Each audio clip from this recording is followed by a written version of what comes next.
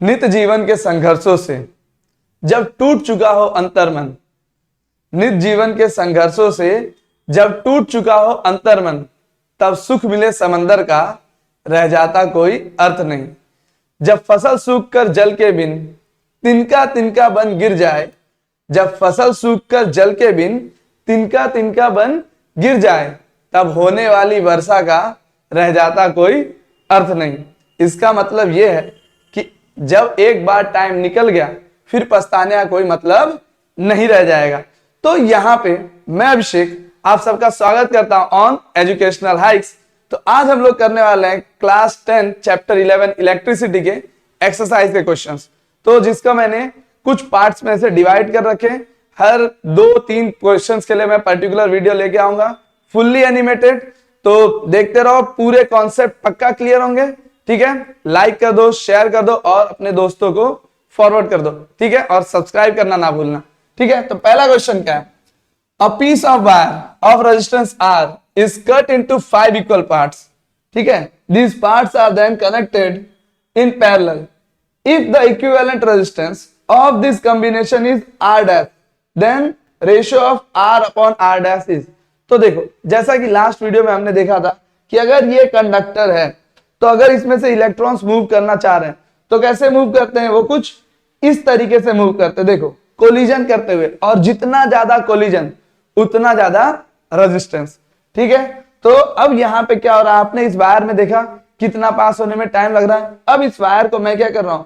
5 equal part में cut कर चुका, दिख रहा है 1 2 3 4 और ये लास्ट में है 5। अब देखो यहाँ पे जब मैं इसको टच कर रहा हूं तो देखो चार्जेस कैसे मूव कर गए। ऊपर वाले कंपैरिजन में एक कंडक्टर से बाहर निकलने में चार्जेस को क्या हो रहे हैं? कम टाइम लग रहा है कंपैरेबली। तो अब कितना कम टाइम लग रहा है? तो उसके लिए क्या करेंगे हम? तो देखो, पूरे वायर का रेजिस्टेंस क्या है? पूरे वायर का रेजिस्टेंस है आपका R।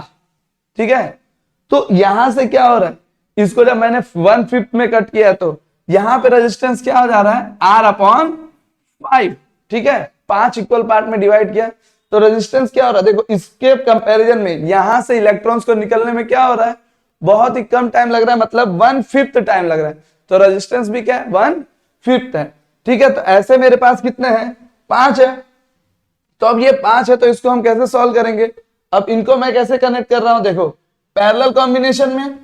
तो पैरेलल कॉम्बिनेशन के लिए क्या होता है आपका? रेजिस्टेंस का फॉर्मूला। तो पैरेलल के लिए होता है, यहां पे पहले तो मैं बता दूं, ये 1, ये 2, 3, 4 और ये 5।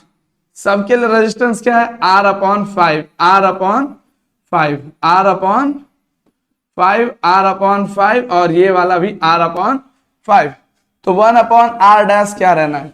1/R डैश होगा आपका 1/R/5 plus 1/R/5 plus 1/R/5 plus 1/R/5 and plus 1/R/5। तो अब ये 5 क्या है? डिनोमिनेटर में ऊपर चला जाएगा। तो 1/R डैश क्या होना है? 5/R plus 5/R plus 5/R, 5/R और ये 5/R। कितनी बार? 25/R। क्लियर है?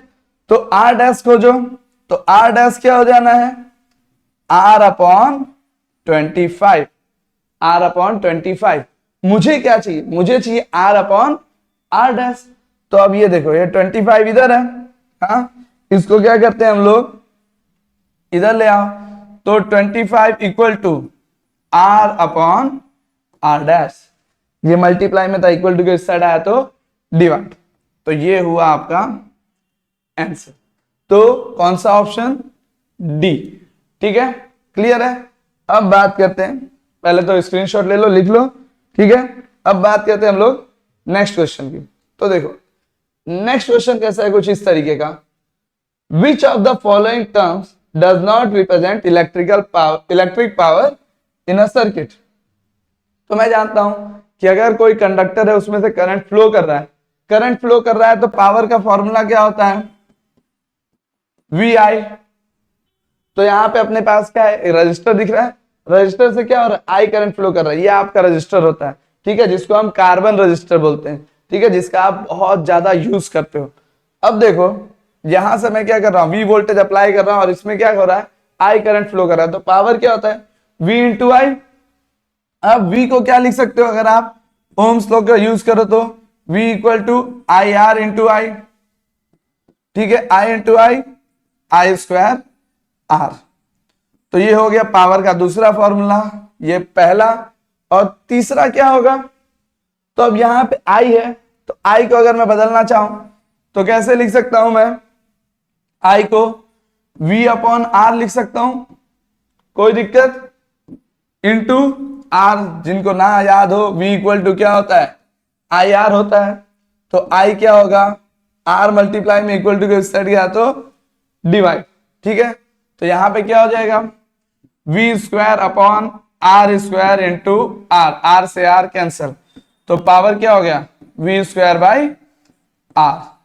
तो अब चेक करो कौन सा ऑप्शन है, तो ये option D V square by R है, V इंटू आई है, आई स्क्वायर आर है।